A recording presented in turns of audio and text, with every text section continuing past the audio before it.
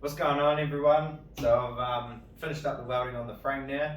So I've gone through and I've welded in some extra gussets in here for a bit of extra strengthening. I've actually stitch welded this 20mm piece of flat bar onto the top properly now. It's not just sort of tacked there in a couple of spots anymore. It's got some good solid welds on it. I've also added some more box section in the middle here, which is going to have a couple of holes in here, which will mean that I can bolt through to the plate under here.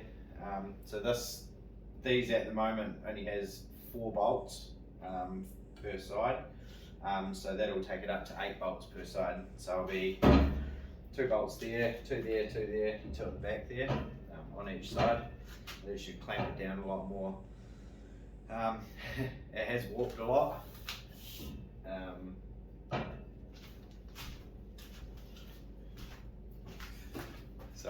It has warped a lot. There's a bit of a rock happening in the straight edge now, but that's alright.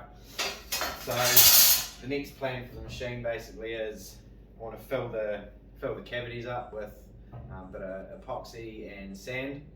Try and dampen a little bit more of the vibration. At the moment it's quite solid, but I think with the extra sand and epoxy in the middle, it should hopefully dampen out a bit more of that vibration. And then after that it'll be off to my mate's.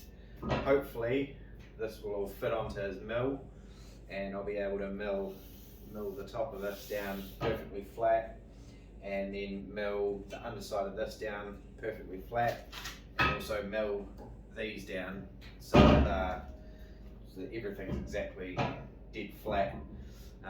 Better than what I can get in here obviously with a grinder and some packers.